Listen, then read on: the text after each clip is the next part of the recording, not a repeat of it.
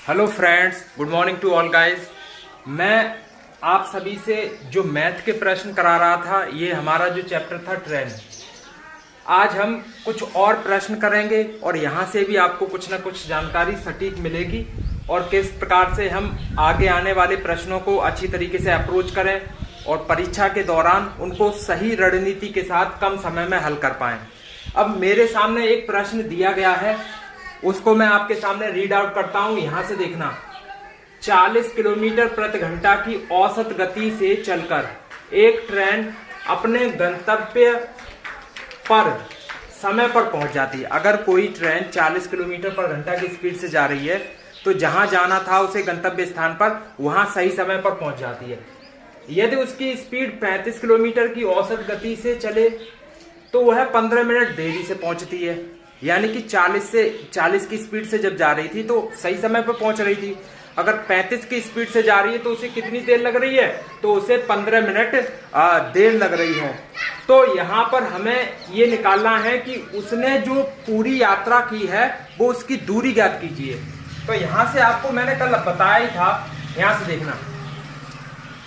अगर आप देखो, अगर हम निकालना चाहें, जैसे अगर हमने देखा कि डिस्टेंस हमारी हमें पता है नहीं, डिस्टेंस हमारी पहले थी डी, और उस डी डिस्टेंस को हम किस स्पीड से चल रहे थे? 40 की स्पीड से।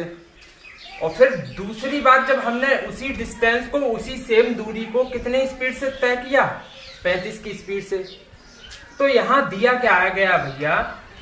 एक बात बताइए, ये जो रेशियो आएगा ये टाइम का रेशियो आएगा, क्योंकि distance upon speed equals to time होता है। आपको टाइम का फॉर्मूला आना चाहिए, distance upon speed equals to time. तो यहां से ये टाइम का वो आ रहा है। एक बात बताइए, जब हम पहली स्पीड से जा रहे थे यानी कि तब कम समय लग रहा होगा, और जब बाद वाली स्पीड से जा रहे हैं तब ज्यादा समय लग रहा होगा।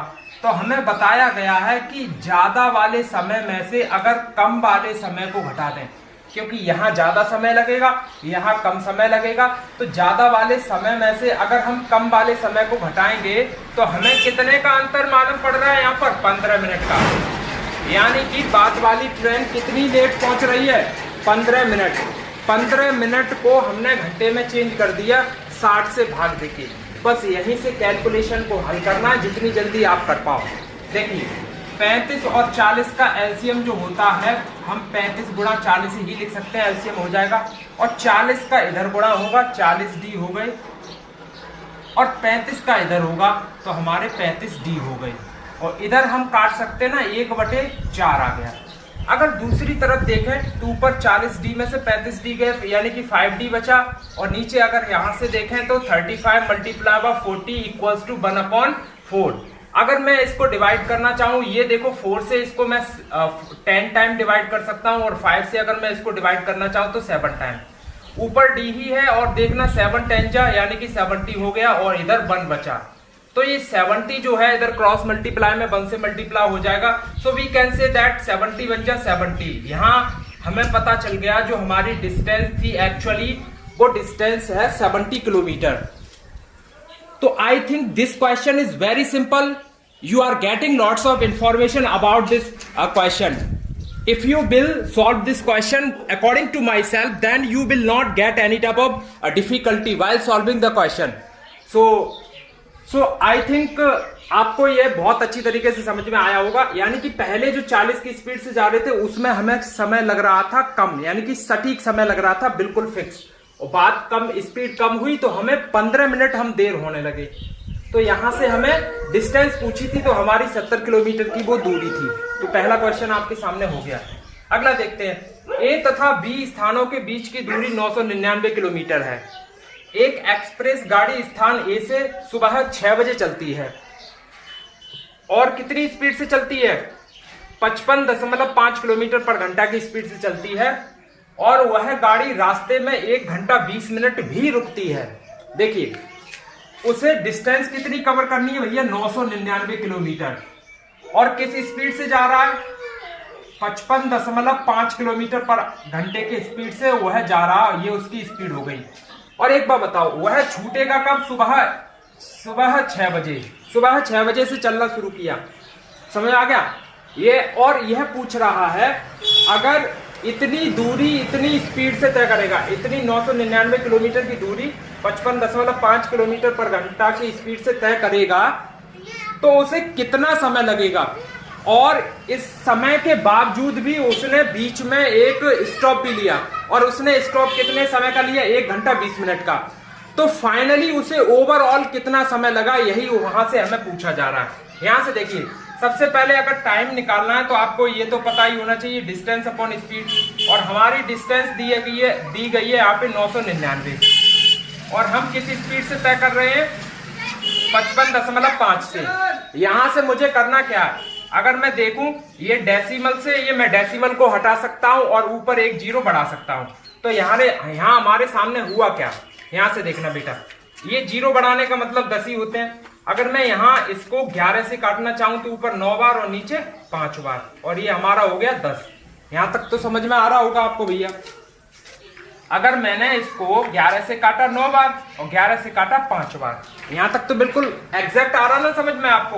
और 5 से मैंने इसको 2 बार काट दिया, 5 से मैंने इसको 2 बार काट दिया, और यहां से आ गया 9 दूनी 18। यानी कि हमें पता चला कि अगर हम 999 किलोमीटर की दूरी 55.5 की स्पीड से तय करेंगे तो हमें घंटा कितना लगेगा, घंटा लगेगा 18.5, मतलब 18 घंटे अभी समय लगेगा, 18 घंटे अभी समय लगेगा।